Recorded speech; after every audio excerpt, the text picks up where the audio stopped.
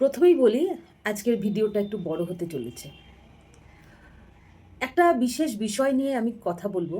বিষয়টা হলো, আমরা সকলেই পূর্বজন্মে বিশ্বাসী। কম বেশি ম্যাক্সিমাম মানুষই কিন্তু পূর্বজন্মে বা পরজন্মে বিশ্বাসী।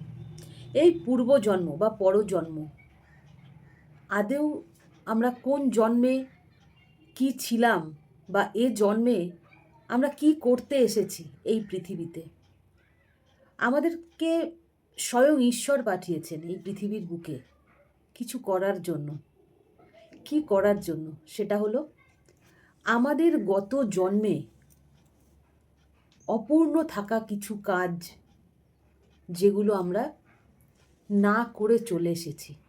কিছু অপূর্ণ কাজ ছিল যেগুলো আমরা করতে পারিনি বা করার সুযোগ পাইনি। সেই কাজগুলোই আমরা কিন্তু এ জন্মে করতে এসেছি।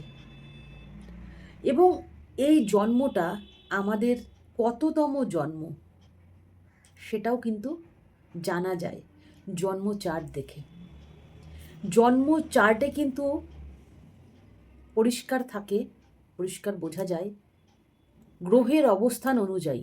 এই যে 9টি গ্রহ, এই 9টি গ্রহের সঠিক অবস্থান অনুযায়ী আমাদের পূর্বজন্ম বা পরজন্ম বা এ জন্মে আমরা কোন কাজটি করার জন্য ধরাধামে এসেছি বা ঈশ্বর আমাদের পাঠিয়েছেন সেটা কিন্তু জানা সম্ভব।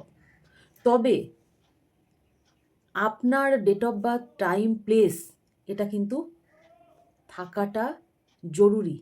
এবং এই date of birth, time, place এটা যেন সঠিক হয়, এটাও সঠিক হওয়াটা জরুরি।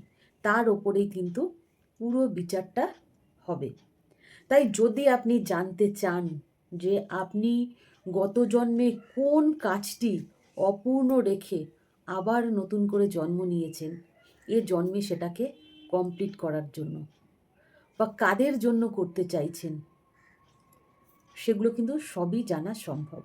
তাই যদি আপনারা জানতে চান যে আপনারা কেন এসেছেন, এ জন্মটা আপনাদের কেন হয়েছে, কোন কাজের জন্য হয়েছে, কি কাজ আপনাকে করতে হবে, ঈশ্বর কোন কাজ করার জন্য আপনাকে পাঠিয়েছে, সেটা জানতে হলে অবশ্যই জন্মচার্ট বিচার করতে হবে।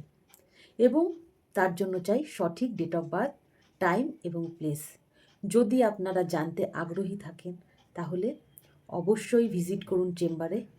অ্যাডভান্স বুকিং করে তবেই কিন্তু চেম্বারে আসবেন এবং আপনি আপনার ইচ্ছে অনুযায়ী জেনে নেবেন যে আপনি কেন এসছেন বা আপনার বর্তমান কাজটি কী। তাহলে আপনার জীবনধারা বা চলার পথ আরও সুগম হবে। কারণ আপনি কিন্তু সঠিক লক্ষ্য অনুযায়ী এগোতে পারবেন। কারণ সঠিক লক্ষ্যটা প্রত্যেকেরই দরকার। সঠিক লক্ষ্য অনুযায়ী আপনি এগোতে পারবেন।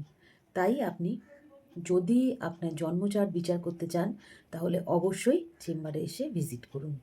নমস্কার।